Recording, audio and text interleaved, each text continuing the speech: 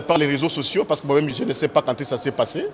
J'ai lu comme tout le monde, mais ça, ce n'est pas le dossier aujourd'hui.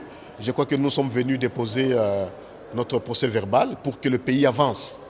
Parce qu'avec l'ancien président de la République, Joseph Kabila Kabange, qui a mis le pays dans cette habitude-là de la régularité des cycles électoraux, nous ne voudrions absolument pas casser ça. C'est un acquis favorable que le président Kabila nous a laissé. Et nous devons pérenniser cela. Et le peuple congolais, comme je l'ai dit, attend les élections. Donc pour nous, il n'y a que ça qui nous a motivés pour que nous puissions aller de l'avant. Donc le pays doit avancer. Nous avons essayé à faire des marches populaires. Nous avons essayé de faire les sit-ins. Vous savez vous-même, vous comme journaliste, ce que nous faisions dans cette salle.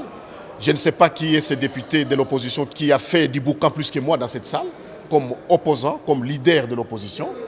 Je crois que maintenant, il faut que nous puissions savoir lire les signes des temps, savoir être pragmatique, savoir arrondir les angles et regarder de l'avant.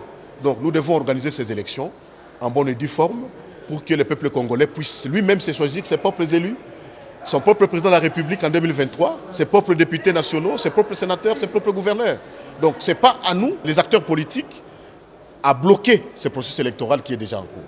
Un consortium d'élus, membres de l'opposition parlementaire, un grand nombre de députés, nous venons de déposer notre procès verbal portant désignation des membres de l'opposition parlementaire devant faire partie de l'équipe de la Commission électorale nationale indépendante.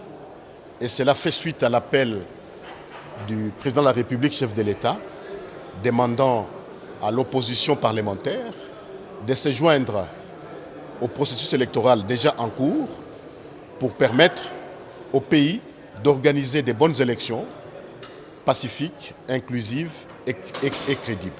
Voilà, c'est ça notre objet de notre présence aujourd'hui ici. Là, nous laissons la primeur au bureau de l'Assemblée nationale ainsi qu'à la commission paritaire qui devra étudier les cas.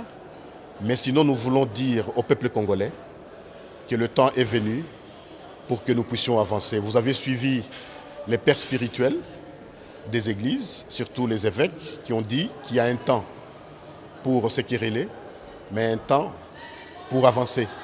Je crois qu'il est temps pour que tout le peuple congolais puisse adhérer au processus électoral, d'autant plus que les élections sont attendues par le peuple congolais en 2023.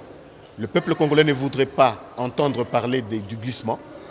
Le peuple congolais veut qu'en 2023, que lui-même puisse se choisir ses propres dirigeants.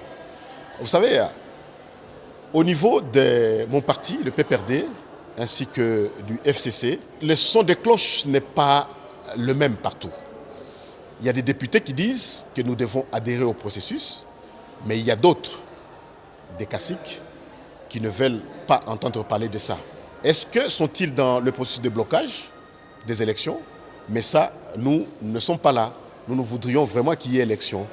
Parce que, comme FCC, nous avons activement participé à l'élaboration et même au vote de la loi organique portant organisation et fonctionnement de la Commission électorale nationale indépendante. Et au niveau de cette loi, le partage des responsabilités ainsi que la nature des fonctions à occuper, tout ça est clairement établi. C'est-à-dire, il y a 6 postes pour la majorité, 5 pour la société civile et 4 pour l'opposition. Donc, ces postes occupés par l'opposition sont donnés par la loi.